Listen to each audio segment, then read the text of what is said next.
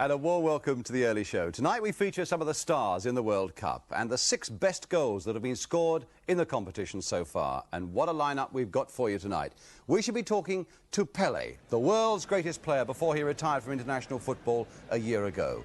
We shall also feature Johan Cruyff, the man who succeeded him as the world's #1.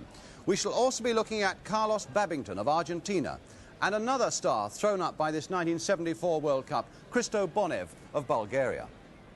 We've also got a panel on duty tonight, of course, and the fellows on duty for us are Bobby Moncur, we've got Paddy Crerand, we've got Derek Dougan, and, of course, Malcolm Allison. The panel, incidentally, have chosen their all-star team from the World Cup so far. Which of the Scots are going to get a place this time?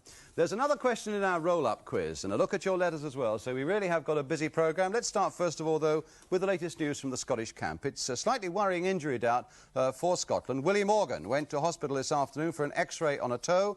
The result of that X-ray, not yet known. If we get it before the end of the programme, we'll give it to you. The Scottish squad had a session of light training in the morning, and they've been taking things easily this afternoon. That big match, of course, against Yugoslavia on Saturday. An idea, though, on how tight things are in terms of qualification. After 2 rounds, only 2 countries, West Germany and Poland, are certain to qualify for the next round, and only 3 are definitely out. The outsiders, Zaire, Haiti and Australia. So 11 others still have got everything to play for in this vital weekend. And only 2 countries have not had a player either cautioned or sent off. Those same 2, West Germany and Poland. Poland do seem to be cropping up an awful lot. They're having a good run, and they're clearly a very well-disciplined side. But as we've said before, the main feature of this World Cup has been the quality of the goals that have been scored in it. We've been putting our heads together. We've come up with what we regard as the 6 best so far. It's not an order of merit. We'll be talking about that in a moment. They're in alphabetical order, and goal number 1 was scored by Crerand Bonv for Bulgaria against Uruguay. Goal number 2 was scored by René Houseman for Argentina, and that was against Italy. Now goal number 3, and this time it is Jerzy Gorgon for Poland, and this was against Haiti, scored by Peter Lorimer for Scotland against Zaire. Goal number 5 was scored by Wolfgang Overath for West Germany against the Australians. And goal number 6 scored by Joachim Streich for East Germany, also against Australia. That really was 6 of the best. Which do you fancy of those lot as number 1? I think that Lorimer's was the best. It was a volley, and he had to move his body for it. I thought it was a brilliant goal. Move his body for it? What does that mean? Well, he had to adjust his body. As the ball came out the air, you know, he had to move his body so that he adjusted himself so he could strike with his right foot. And he hit it perfectly. I would agree with that, possibly if it hadn't come off the number 4 of Zaire there. But the goal that impressed me was the beautiful through ball with Carlos Babington to little Houseman, who has been the most impressive individual player. He actually hit that, and he looked a bit excited after he scored it as well. Probably the goal we saw for Argentina last night. Paddy? Oh, no doubt, Peter Lorimer. In more ways than one, actually. It was a very important goal for Scotland. That's why I'm giving it the best goal. You're coming round to Scotland a bit now, then? What do you mean? Bobby? That's why he's got that green shirt on. Yes. Glad goal for Overath watching it again. I think the way he executed it so well with his left foot, you know, he looked up and he just hit it, and it was so perfect, and it kept. I thought it was bound to go over the bar, but he kept it down so well, and it flew in the top of the net. I thought that was executed so well. I think one of the strange things about this World Cup and the goals we saw there, so many of them scored from outside the area or close to the edge of the area, and we haven't seen very many goals scored within the 6-yard area, where the likes of Gerd Muller, for example, gets 90% of his goals. Is there a reason for that? I think if you remember, Brian, the altitude was, it actually took an awful lot out of not only the South American players, but certainly European teams in 1970. And this is why I think Malcolm made a tremendous point last night when he was on about the Italians. There's been so many guys who are getting back on the other side of the ball, and it's very difficult indeed, and this is why you're seeing more long-range shooting. But you still see an awful lot of goals scored in the 6-yard area in Europe, and we're not seeing it in Europe now. Well, actually, I think that, you know, in Mexico it was easier to score goals from the distance than it is here. But I think that because the defences are so well disciplined now and pushing up to the edge of the box and not allowing players to play in the 6 and 7, you know, 6 and 10 yards from the goal, which is good tactical play. I think on this particular point, if you remember, I mean, you've never seen centre forwards or strikers like Ayala and Joe Jordan chasing back, coming back into their own 18-yard line. I think this is a point really that. I think probably in this World Cup, Brian, they've started off anyway a little bit more defensive-minded, and probably that's why, because there's that many players in the penalty box that it's hard to score from in there now. But that's a trend that's likely to continue, Pat, isn't it? I hope not. I think about 60% of the goals have been scored inside the box, Brian, just the same. Yeah? I think that's probably for the reason, Brian, is that this fear factor. No one wants to lose today. I mean, it's suicidal to lose today. You can see the pressure now the Italians are under from their own But the home second crowd. round is on a league basis as well, you see. You haven't got a knockout situation where people have got to go for sudden death. I mean, they can afford to wait, can't they? Well, not really. More or less, every match is more or less a knockout basis. I mean, every team that's playing now has really got to win. And if they get a draw, you know, then they're quite satisfied. Yeah, but it's not so urgent to win as in a knockout quarter-final or semi-final, Mal. That's the point that I'm trying to make. But then there again, Brian, but surely you want to see the quality teams getting through to the final. I think one of the panellists made a very good point that they're going to... This is a marvellous grouping this year because you're going to actually get the two best teams coming through and winning the next two sections. Right, let's leave it there for a moment. If I get it right, 2 votes for Peter Lorimer, the best goal of the World Cup so far. Derek says... I said if it hadn't been a bit of luck off the top of the fella's head, Houseman. And the other Scot across there, Bobby Moncur, Why can't you says... give a straight answer? Over. No, he can't. Right, but the best looking team so far as goal scoring is concerned in the World Cup, of course, have got to be Poland. They've scored 10 in their 2 games so far, of which Lato has scored 4, so too has the young star Zarmach, and they're leading the World Cup goal scorers. 7 of those Polish goals came against Haiti last night in Munich, and Poland are in the white shirts. Really looking forward to seeing those Poles on Sunday against Italy. They're going so very well at the moment. We take a break now, and after it, there's the chance to meet the fabulous Pele, a chance to assess Babington of Argentina and Bonv of Bulgaria, 2 men who really have emerged in this World Cup. We've got the team chosen by our panel, the All-Star team. You can have a look at that one as well. And also the final question in our roll-up quiz. So there's a lot to come, and we'll be right back.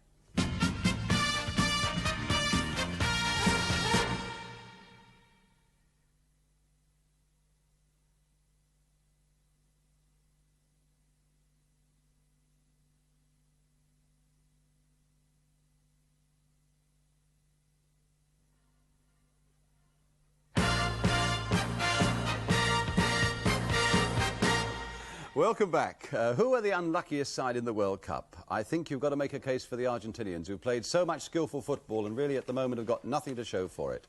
They may well, in fact, find themselves eliminated this weekend. But nobody has shown more skill for them than their fair-haired midfield player, Carlos Babington. Malcolm Allison, what about this fellow Babington? Well, I think that he's emerged as one of the great players in the World Cup. His close control is tremendous. His stamina's great. And he's always... It's a situation here. Here he is. You can recognise him by his long blonde hair. He's a very left-sided player. Beautiful ball there to Houseman. He looks for the left-hand side of the park quite a lot, and he finds Houseman quite often in the game. The thing that I was very impressed about him was his tremendous amount of work he does. Here he is again here. Plays a beautifully weighted ball up to the Argentinian forward. Very, very tightly marked by the Italians, and the balls have to be very well weighted. Here he is again here. Lets it go through his legs. Just a nice little back heel with his left foot again. Loves to play it with that left foot. In this match against Italy, I felt that he was really outstanding. He really felt that he was competent to carry out anything he wanted to do. There's another situation here. Checks it, brings it on his left foot. Sees the situation, plays another nice little ball through to the Argentinian forward there. And who's that attacking the goal? That's Babington again. He's made a 30-yard run there. Here's the situation now where he brings the ball on his left foot again. And he looks up, sees the situation, weighs it all up, and plays a magnificent through ball for Houseman here. And Houseman goes on and hits this wonderful volley, one of the best goals scored in the World Cup this year. He must be so pleased with himself, you know, because he only got selected for the Argentinian team at the last minute. There we are, Carlos Babington. Thank you, Mel. And if we don't see too much more of him in this World Cup, he's still in his early 20s. I'm quite sure we should see a lot more of him when the World Cup comes to Argentina in 1978. Meanwhile, the Bulgarians have produced Hristo Bonv. We saw his potential in European games over the past couple of years and, of course, against England last month. He really has blossomed in this World Cup. Pat Crerand, what has impressed you most about I think one of the Bonv? things about the Eastern Europeans, Brian, we never see them very often. There's some great players emerge, and we know nothing about them until situations like the World Cup come up. You'll see him, 2 great little 1-2s. His mind's so alert all the time. He's looking forward to knock it again, and he's looking for it inside that box to have a shot at that goal, and sure he does. Good left-footed shot. Great play that. You'll see here again another. He's very closely marked here as the ball's played up to him, and watch how he gets out of it. Lets it run through his legs and flicks it with the back of his heel to his own forward, and he's away again. Tremendous little bit of close skill there. You'll see him here again, how strong he is and the stamina he's got. He's just on the halfway line when he gets this, and watch the run he makes. He clears the rest of the Bulgarian team. He's got no one with him, and he decides, well, I've got to go my own, and he does. He's through again, looking to get another shot at goal. Tremendous play, that.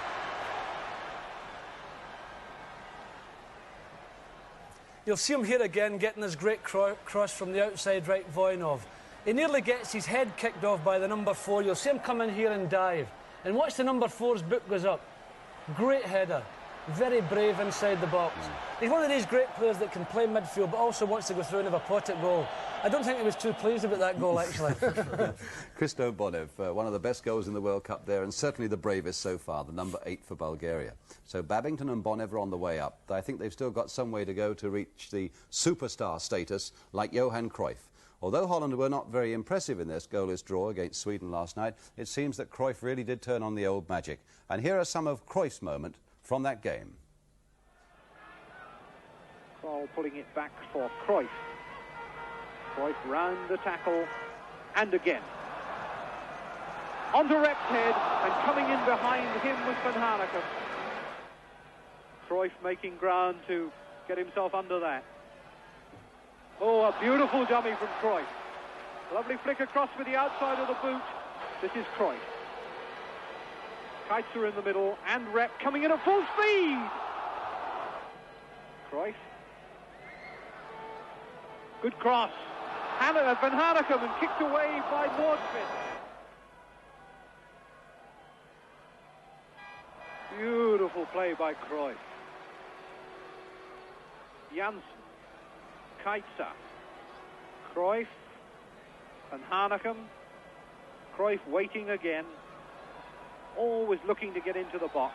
Hurdling over tackles. Down goes Neeskens. In goes Janssen. Keitzer's shot goes wide. Can you ever work at being that good, do you think, or is it just something that is there? Well, he's got two tricks. He's got two tricks there that I've never seen anybody pull it through their legs like that. I'll tell you one thing. I would hate to play against him every week. I think when you think about it, that the first £1,000 transfer was over 60 years ago, Alf Common. I never thought that any player would be worth. Well, I never thought any player would be worth £1 million, but you've just seen possibly the most complete player, and a marvellous player he is. And when you think, also a cliche that went through my mind, I always thought, does the one man make a team? And undoubtedly, he has proved that one man does make a team.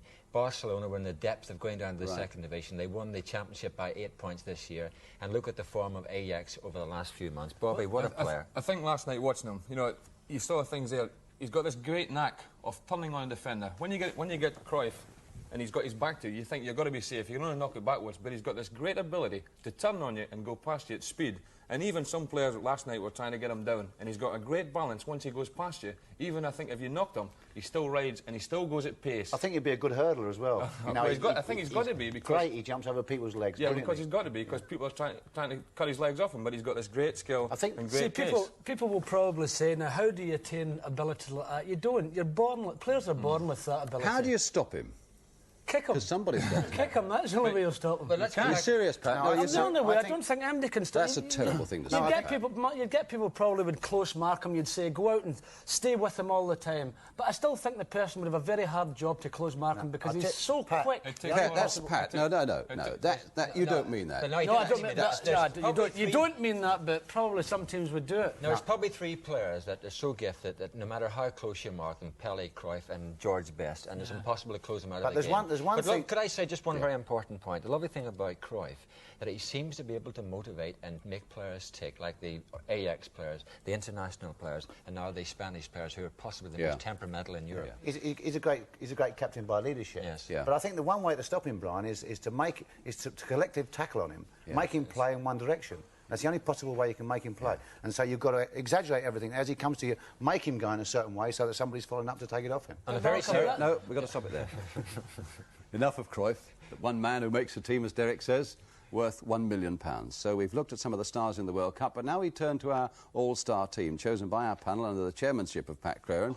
They chose the first team last Sunday, when David Harvey was the only Scot to get a place.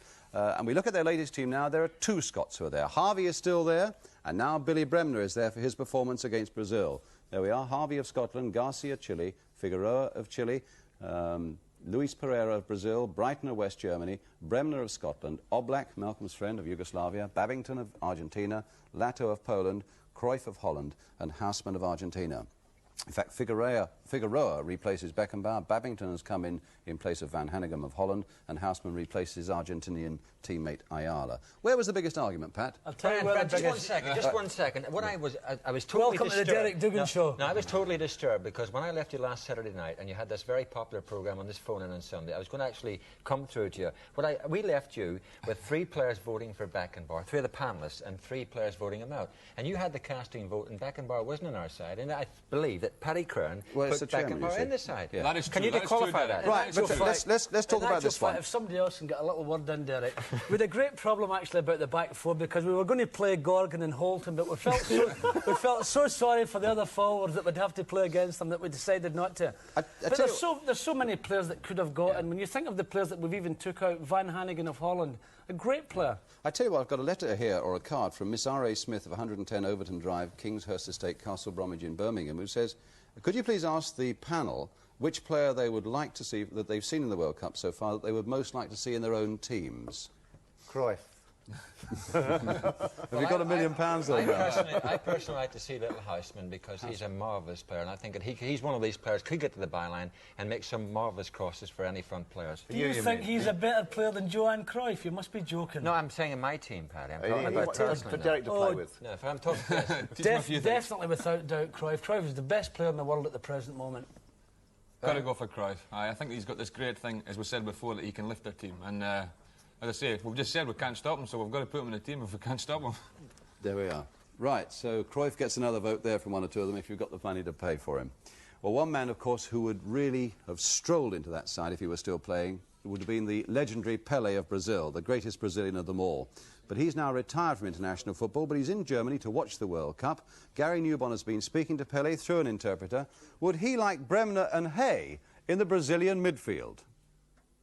Não, nesse jogo eu gostaria, claríssimo, porque eles, meu modo de ver, foram os 2 homens principais na equipe da Escócia. E o Brasil perdeu o meio de campo. O Breno marcou. Pelé, of course, would like to have Bremner and Hay in Brazilian side, mostly in what's concerned this game that Scotland play against Brazil. Yes. Because Brazil lost the midfield because Bremen stay close to Rivellino, and yes. You know that when one player stay close to Rivellino, yes. Rivellino become a mad player. You know what I mean? And for this reason, Pelé say that he would like to have Bremen and Hay in Brazilian side at that game. Can Pele give the British people at home some hope and say that Scotland are going to qualify? Does he think they will? Bom, ainda está um pouco difícil para dizer qual as equipes desta chave vai se classificar. It's as difficult until now to say who will be qualified. The 3 teams, they are Yugoslavia, of course, Brazil and Scotland, they have a chance to qualify. They have 2 important games. Then it's difficult for me to say that Scotland is qualified. But, of course, I'm cheering for Brazil, not for Scotland. I'm sure he's cheering for Brazil. That was a long interview, in fact, with the deep-voiced Pele. We should be hoping to pick out bits of that maybe for future programmes to reflect on. Now let's turn to some of your letters. We've had a really bulging mailbag again today, and I know you will appreciate that it is impossible for us to give a personal reply, but we do really appreciate your interest. Let's have a look at 1 or 2 of them. I've had this. I'd be most grateful if you would pass on the enclosed tartan cap, says Mrs. E. Moody, which is a small gift to Derek Dougan, because I think he's great. In my opinion, he's the only member of your panel who is behind Scotland and is certainly the only one with any praise for them. As for Brian Clough and Malcolm Allison, well, they are just biased. And with Pat Crerand as a friend, Scotland doesn't need enemies. I don't think that's entirely true. There we have got another one from just signed by Scotty, London West 2. Who changes between Scotland and Yugoslavia on Saturday when they both wear blue? We've checked with Willie Orman today. Scotland will wear all white on Saturday against Yugoslavia. Yugoslavia will wear all blue. Very quick comment from the panel. S. Molyneux of 23 Orchard Way, I think it is, Maghall, Liverpool. What about Peter Cormack coming into the Scottish side? Paddy? What about him? As I said before, I don't think Willie Ormond will change the team, but I think probably if he was going to make a change, it might be Cormac for Dalglish. But Peter Cormac hasn't played since the Cup final, so it'll be very difficult. Who's that from? Bill Shankly? It's not Bill Shankly. To come in and play a very hard We've had a game. lot of letters, and we shall reflect them day by day. A lot of them asking when Mervyn Day is going to be on our programme again, and that'll be one day early next week. But now get your pen and paper ready, because it's the final question in this week's roll-up quiz. You can enter this one now for tonight's £20 prize, or go for the jackpot, which is, of course, £80, if you've got every answer to the 4 questions that I've asked you this week. Or, of course, you can go for both. I'll show you some action, and then I'm going to ask you a little question about it. No, it seems that we haven't got our question ready yet, but here it comes now.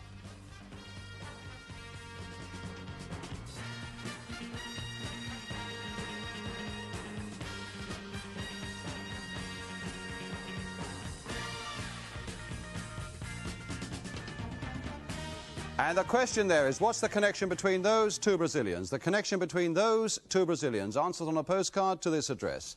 World Cup roll-up, Thursday. Important that you put the Thursday in. London Weekend Television, London SE99. World Cup roll-up Thursday, London Weekend Television, London SE99. But if, of course, you're going for all 4 and the £80 prize, this is the address. Still World Cup roll-up, but now put jackpot in brackets. Jackpot there in brackets. Again, it's London Weekend Television, London SE99. So if you've watched our early show all week and you've got the answers to all 4 questions, have a good go at that jackpot. You might get yourself £80. If you've just got tonight's answer, then you'll get £20 prize. At least you're in for it anyway. Answers and the names of the winners on Monday in the early show at 5:20. That's it for tonight. We should be back again tomorrow night with another early show at 5:20. In that programme, Sir Alf Ramsey talks to the Scottish manager, Willie Ormond, about that coming and critical match against Yugoslavia. Not to be missed. See you tomorrow at 5:20.